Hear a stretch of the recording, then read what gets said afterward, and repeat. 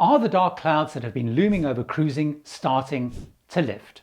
I'm Gary Bembridge, and I look at a series of events that has made cruise lines and passengers suddenly become much more optimistic. I discuss what you need to know, along with some really important watch-outs, which could mean all of this optimism may be ill-placed and timed.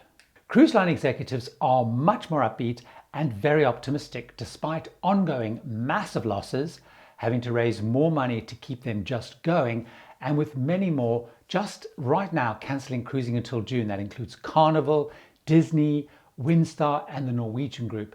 Also, there's been a whole lot of cancellations now starting for the Alaska season, anything that departs from Canada, so lines like Princess, Holland America and Seabourn.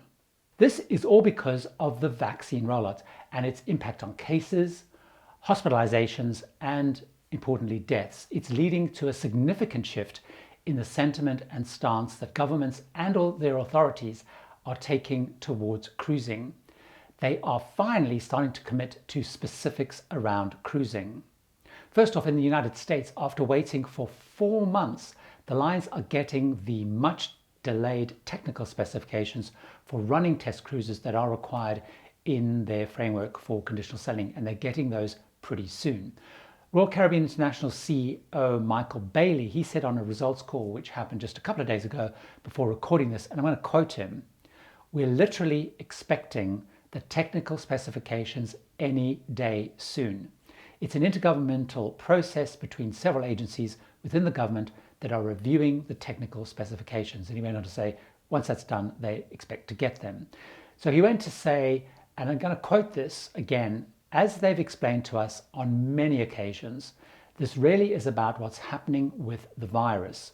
They've assured us on several occasions that when these indicators really start to move in a very positive way, they'll start working with us to get us back into operations." And that's exactly what we're seeing now. So in another sign of progress along this, the CDC also asked Royal Caribbean to supply details of 2 technology changes that have helped make sailings in Singapore successful. First of all, the e-muster process. So this removes the needs for guests to congregate for the muster drill.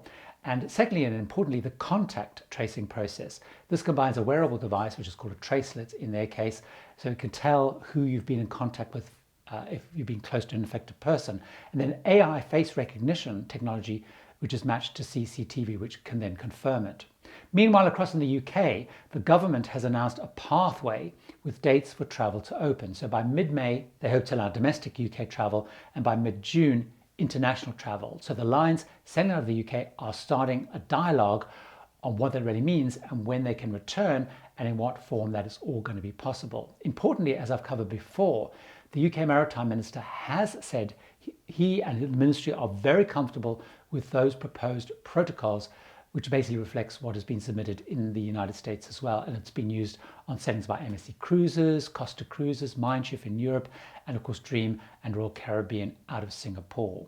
The rollout of vaccines has also driven confidence by travellers to make bookings, and the lines are reporting a significant boost in these in the United States and the UK especially. There are 4 things that are really worth noting, some good, some less good. First of all, bookings have increased by a lot, over 30% in the first 2 months of 2021 compared to the last 2 months of 2020.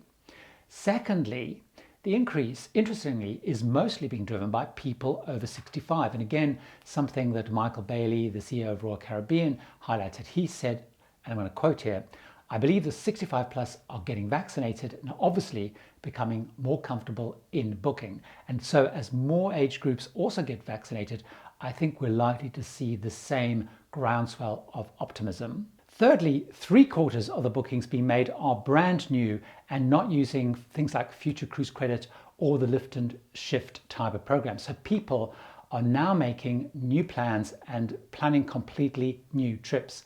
So these 3 show the importance that vaccines seem to have had in getting people motivated and committed to cruise once again, which is great news. However, the 4th effect of this increase in bookings has meant that prices are rising too.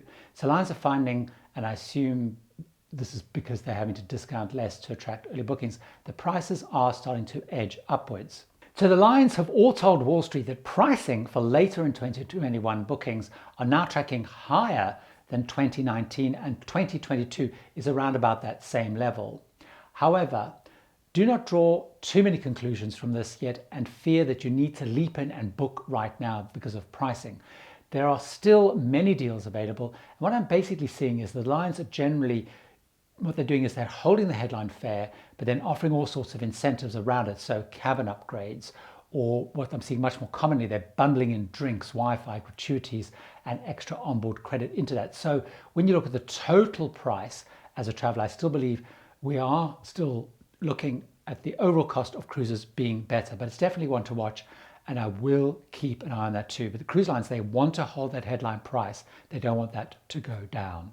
However, despite all of this, the lines still admit they have no idea when they will be able to return to service, and also which countries and regions will be first. So will other places open before the United States, for example? This is definitely possible.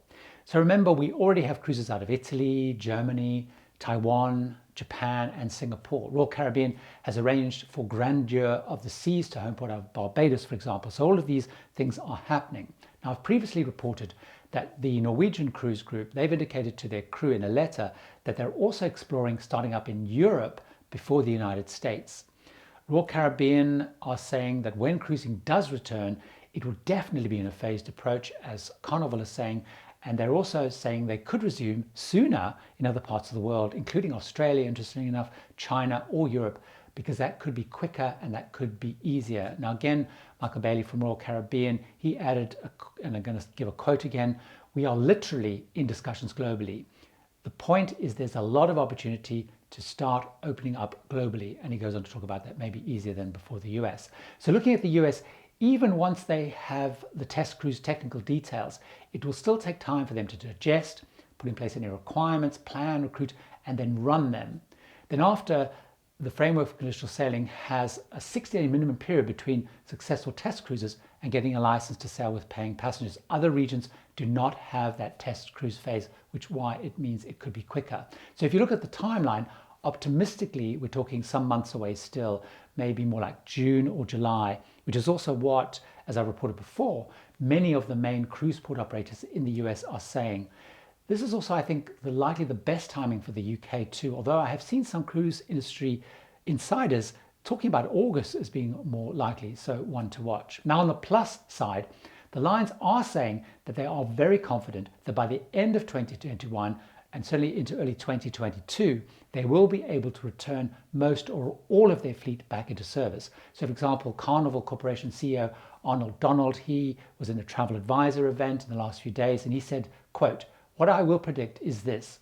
I think that certainly by the end of this year, most, if not all of our fleet, I'm optimistic, will be in action. I think there's a really high probability that all of them will be back by early next year." So it's really important to note this as you look at your plans, as the lines are still saying clearly they will not be running all of the advertised cruises you can book today. Even though they have all of those ships' itineraries on sale, they're not going to have a big bang, all ships back once they restart. There will be new cruises to meet the rules for opening. They'll have limited ships, different itineraries will get adjusted based on what ports will accept cruise ships. We've seen decisions with countries like Canada showing that it cannot be that simple where you can cruise to. Ships will be brought out in stages from cold layup into service, and the logistics to get them back crewed and stocked is a massive job. So please, please still be cautious if you're thinking of booking a new 2021 cruise, and carefully assess any that you have in place already. There are some new indications on what the four main cruise groups, so that's the Carnival Corporation Group, Norwegian Cruise Group, Royal Caribbean Group, and MSC Cruises. So there's some new indications of what all of these are thinking on the vaccine requirement for cruises, which of course is a really, really hot topic.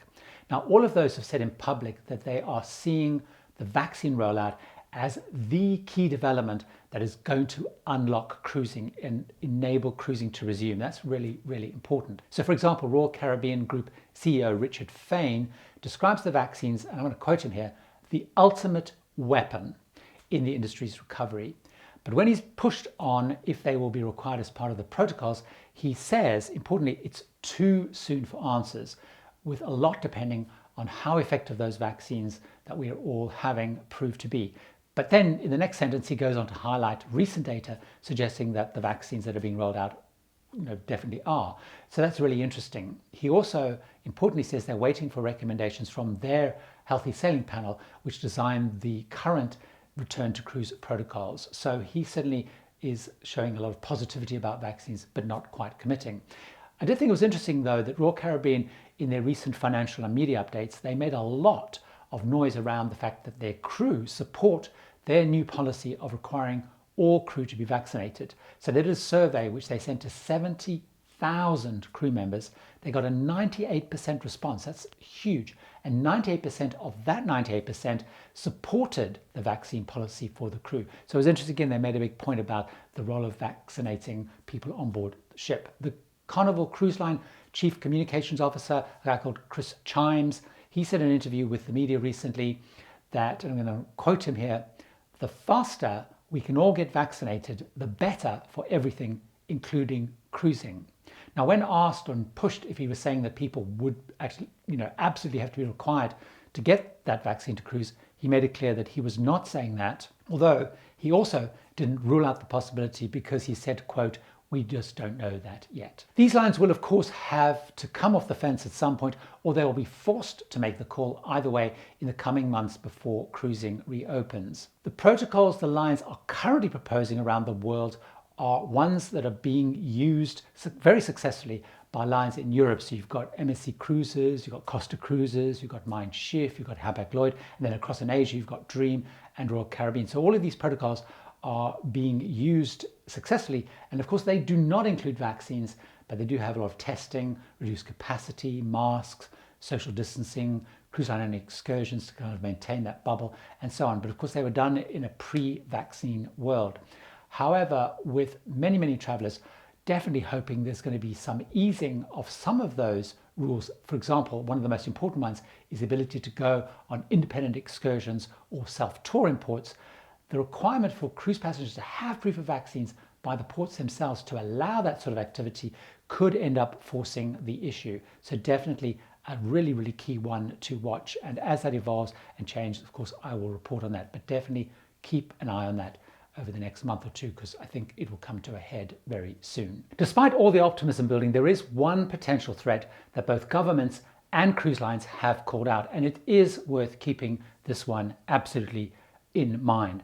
And this is the threat of new variants of the COVID virus. Now, as we've seen the mutations, such as we saw coming out of the UK, out of South Africa and Brazil, they can throw things into absolute turmoil and set steps forward into a hasty retreat and cause absolute chaos with plans. So in the opening up plans, for example, for the country and international travel, the UK Prime Minister Boris Johnson made a real point of calling out the risk of these new variants as being, because they're more infectious or they could be resistant to existing vaccines, as the main thing that could stall plans to open up travel and, by definition, cruising. And a similar warning was also given by the Royal Caribbean Chairman Richard Fain when talking about the various risks. He identified new variants as the biggest risks to cruising opening and getting going again. So lots to think about in the coming weeks. I hope you found this all very helpful and interesting. I have hundreds more Tips for Travelers episodes which are packed full of updates, tips and advice. So why not go and enjoy another one right now?